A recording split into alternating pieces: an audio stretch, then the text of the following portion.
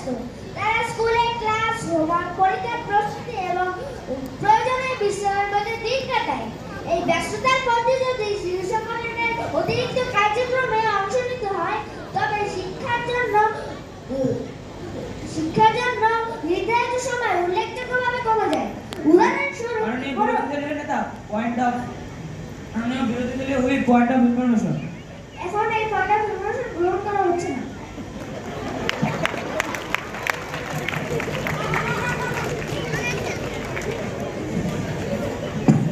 শিশু সংগঠনের কার্যক্রমে ব্যয় করা হয়, এটি এক মাসে কয়েক ঘন্টা শিক্ষার সুযোগ নষ্ট করে দেয়। ছোট বয়সে শিক্ষার প্রতি মনোযোগ কমে যাওয়ায় ভবিষ্যতে পাঠ্যক্রমে দুর্বলতা তৈরি করতে পারে। ফলে শিশুরা তাদের মূল্যবান শিক্ষাগত লক্ষ্যে অর্জনে বিলম্ব বা ব্যর্থতার সম্মুখীন হয়। শিশুদের প্রকৃত বিকাশ কেবল বই পড়া বা একাডেমিক জ্ঞানের মধ্যে সীমাবদ্ধ।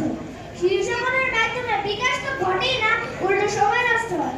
শিশু সংগঠনগুলিতে অতিরিক্ত সময় ব্যয় করা হলে শিশুদের খেলাধুলা, সাংস্কৃতিক ক্রিয়াকলাপ, প্রতিষ্ঠানিক শিক্ষার অভ্যন্তরীণ বিকাশ এবং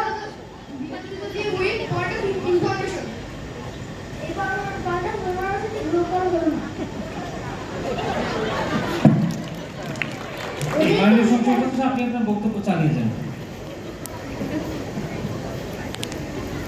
অতিরিক্ত সময় ব্যয় করা হলে শিশুদের খেলাধুলা, সাংস্কৃতিক ক্রিয়াকলাপ, প্রতিষ্ঠানিক শিক্ষা, অভ্যন্তরীণ বিকাশ যেমন সৃজনশীল চিন্তা, মনোযোগের হাস্যকর সমস্যা সমাধানের দক্ষতা ইত্যাদি প্রভাবিত হয়। যদি একটি শিশু নিয়মিত খেলাধুলা বা অন্যান্য বিকাশমূলক কার্যক্রমে বেশি সময় দেয়, তবে তার স্বাভাবিক বিকাশ গতিপথ ব্যর্থ হয়। এতে শিশুর মানসিক চাপ বৃদ্ধি পায় এবং তার সাহসী জীবনের জন্য প্রয়োজনীয় সামাজিক বিনোদনবোধ সৃষ্টি হয়। সংক্ষেপে যদি বলি, শিশু সংগঠনের সময় অপচয় করে এবং শিশু সংগঠন শিশুদের সময় অপচয় করে এবং তাদের সার্বিক বিকাশ বাধা দেয়। শিশুদের প্রাথমিক লক্ষ্যে হওয়া উচিত তাদের প্রতিষ্ঠানিক শিক্ষার মনোবিশ্লেষ করা। মাননীয় স্পিকার, অতিরিক্ত তথ্যমানের কারণে আমি আমার দলের পক্ষ থেকে দৃঢ়ভাবে প্রস্তাবটির বিরুদ্ধে অবস্থান করছি। মাননীয় স্পিকার,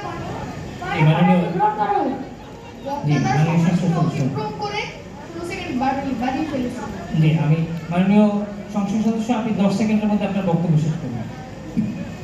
ধরনের কারণে আমি আমার দলের পক্ষ থেকে দৃঢ়ভাবে প্রস্তাবটির বিরুদ্ধে অবস্থান করছি।